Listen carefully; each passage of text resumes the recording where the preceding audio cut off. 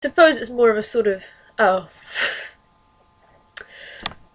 Good evening, my friends, and welcome to dramatic reading theatre from your favourite Tumblr user, well maybe not favourite, but Tumblr user Rosie Brick Marius, which is my favourite URL ever. Anyway, I, as a present to you all, thought that I would record myself doing a dramatic reading.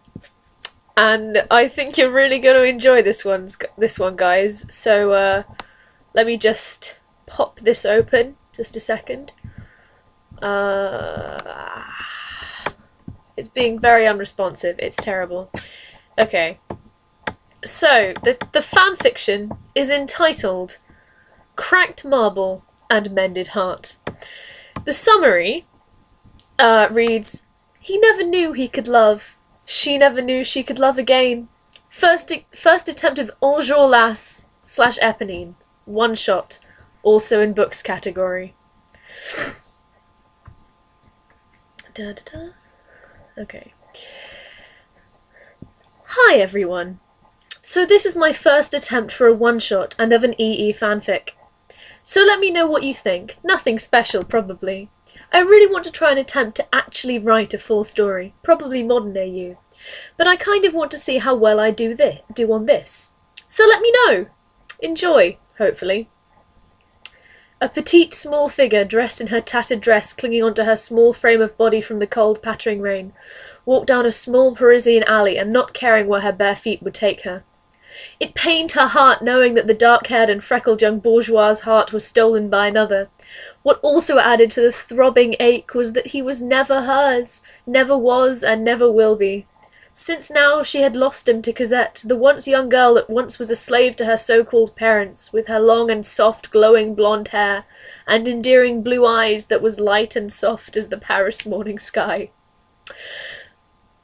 Of course, Marius would easily fall in love with her. How could he love someone like her? Her face spotted with dirt, her clothes betorn and bared holes, and her hair tangled and dark. These were nothing compared to Cosette's priceless beauty. On my own, she thought. She always was, and Marius was her hope for no longer feeling that way, but that faith vanished by the fair Cosette and her calm beauty. She continued walking down the dank and dreary streets as nothing. She was always nothing. Her parents had never given a damn about her or her siblings, Gavroche and Alzheimer, I apologise, and never would. They would always end up in their thieving and drunkenness ways. That was how her and her siblings ended up in the streets, ending up as a gamine and gamine. She couldn't go back, not after going against her father, yelling, warning Marius and his dear Ange. Now she felt herself walking aimlessly without no home or dear friend. No help or aid, and no care in the world. The rain continued pattering against the pavement, although the night was dark and the moon was shining, giving the grey pebbled pavements a glowing silver colour. You couldn't tell if she was crying or not with the showers from the sky. She was, though. She couldn't hold it in any more. She's held it in too long, and her consequence was losing her bourgeois. She held herself closer together, trying to keep herself moving on. Eponine could just stop there and sleep. She knew the streets well enough that she could last through the night, but she couldn't. She carried herself onwards, wondering of what could have happened. Thinking about it, though, just made it worse for her. She let the tears fall with no care. No one would care. Marius, for sure, didn't. A tall and young man waved a farewell to his drunken friend, Grantaire, and stepped out of the Café Musain and greeted with a thick and dusty fog in the streets of France. Ah, Patria. His reason to fight for equality. Sorry, I said that far too high. Ah, Patria. His reason to fight for equality. Thinking of all the possibilities for the citizens of France warmed his heart. He could talk about Patria and comment how fascinating she is and what great wonders she carries with her. He wanted to help the oppressed people of her to get off the streets and be given a chance of life. She was full of hope, awing beauty, and secret mysteries soon to be found. That is Patria. He loved her. Getting serious. He headed towards his flat about 10 minutes away from the café. He and his red waistcoat contrasted in the dark streets of Paris, and his footsteps echoing. His eyes were looked as if he was down at the pebbled ground, while he was thinking of new ideas for the revolution and his meetings. The wind whistled around Enjolras, blowing his blonde hair and cooling his chiselled, handsome face. He was lost in thought that he almost didn't look up and see a tiny figure walking towards him, looking as if crying. Once he saw her, he tried to see if he had recognised the face or not. He gently walked towards her, and finally realising it was Marius's shadow, Éponine. It seemed that she was crying. Over Marius, probably. It pestered him that his freckled friend had so much effect on the young gamine. She didn't deserve it. Enjolras knew of Éponine's past and family. Not much, but just enough to have sympathy for the girl. He knew actually everyone of the ABC except Marius knew her infatuation with Marius. Marius was, per se, absent-minded at times, and Éponine had to suffer from that. Éponine? The rain stopped. The young woman looked up from her tears and saw a tall figure in a bright crimson waistcoat. Recognising the waistcoat and blonde wild curls, she knew it was the fearless leader of the ABC. When she was with Marius, she would always go to every meeting at Café Musain and listen to Enjolras and his speeches. His words were inspirational and lively that she herself wanted to fight against the monarchy. Sorry. Okay. The fire in her eyes had always sparked in his speeches. His voice was filled with passion as he would deliver his enriching speeches. It just made it even more enticing. Although she never really had a conversation with the courageous leader, excusing a few short exchanges of greetings, she looked down again, not knowing what to do. Are you all right? She looked up once again. Her eyes met with his. She never knew how blue they were. They were a dark blue, like the deep ocean. She couldn't exactly melt into them, but she was easily intrigued by them. His eyes were calming dark blue and had a warm sense of security and passion. It was like his powerful words, calming and passionate. But now it was different. They were comforting, yet heavy with concern and curiosity. Oui, Monsieur Enjolras, she shushed from her full lips.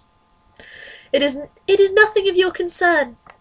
She still wrapped her arms around her, keeping her warm and being shy around the young man. He didn't believe her. There was something off about her. He wasn't certain why, but it was something.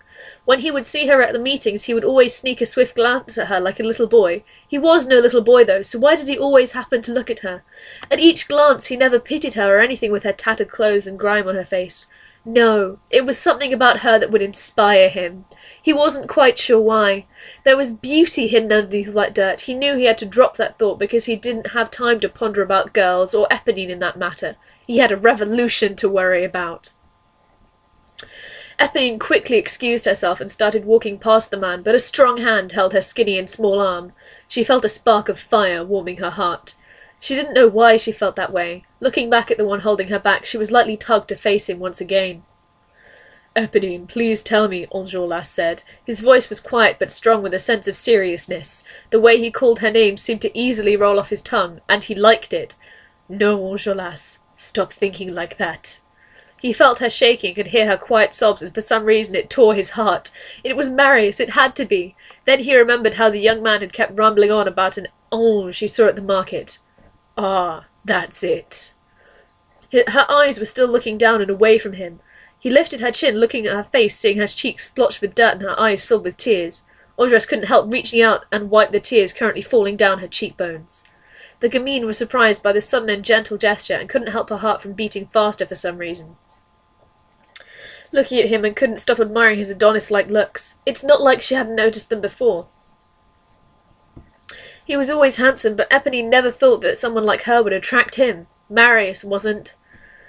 He doesn't deserve you, he finally said after a period of silence. Enjolras didn't know what he was saying. It was true, though, but he had never expected himself to talk to her about love problems. It wasn't his expertise, whereas justice and equality was. She was too good for him. Her witty and clever comments, her soft smile and laugh when his friends would try to make her laugh, and her brown eyes that had a mesmerising look of mystery. She was always a mystery to him. Her hidden beauty was inviting to him. He knew under all that was something promising, if only she was given the chance. With all due respect, monsieur, she remarked back with a more stable voice, but what do you know? That was true. He didn't really know anything. He was foreign to the idea of love except to his patria. He was a marble statue, called by the ABC. He would never love a woman.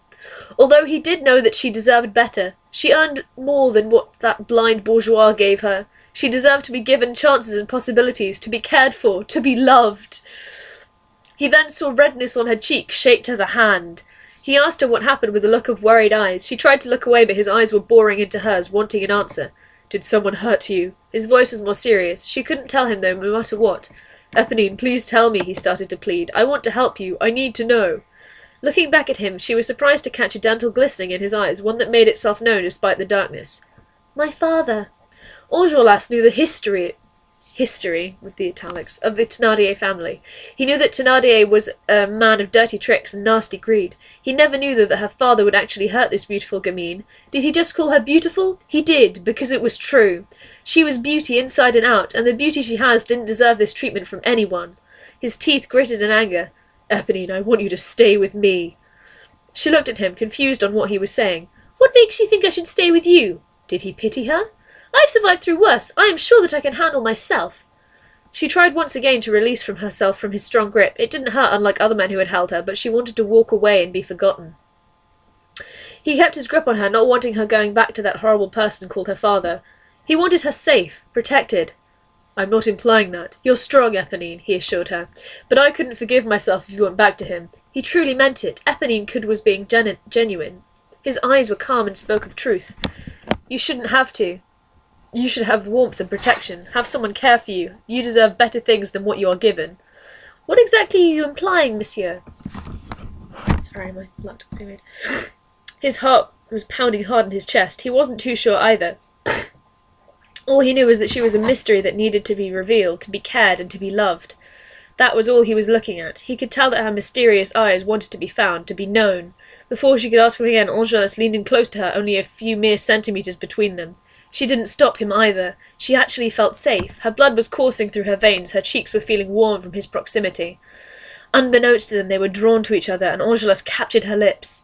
She felt a spark of a new beginning. She couldn't explain how, but that was what she was feeling. It was as if Marius flew out of her mind and onto the golden revolutionary leader. She slowly wrapped her petite arms around his neck as he wrapped his arms around the smallest of her back. It felt as if they were puzzle pieces to each other. Deepening the kiss, he pulled her closer as possible, and her fingers tangled within his blonde curls. They slowly pulled away from each other, and brown met with blue. Mystery met with passion. Eponine knew that everything changed. Someone actually cared about her, and actually made her feel safe. She had a new reason to survive, to go on with her life. It was this fearless leader, the marble statue that wouldn't love, but now could. Enjolras realised now what he felt. This gamine, this diamond in the rough, this mysterious, chocolate, brown-eyed young woman was what he was fighting for. His reason for equality and justice. She was his patria. The marble cracked, and the heart mended. Eponine and Enjolras both found a new beginning. Together. So what do you think? Pretty bad, right? Well, let me know. Review and rate. Thanks for y'all's time reading this. So let's do the checklist of the problematic engineering tropes. We've got casual reference to abuse in attempt to further romantic storyline. Reference to, presumably, I'm assuming Eponine is a woman of colour in this because he refers to her as chocolate, which is really awful in itself. She cracked the marble. Refer to Grantaire as his friend, which is inaccurate, and also that's not problematic, it just pisses me off. Generally the whole thing is pretty bad. I'm not going to snark on grammar because that's probably just, some people just aren't very good at, grammar. But, it was difficult to read in places. And I hope you enjoyed my terrible, terrible dramatic reading of Cracked Marble and Mended Heart.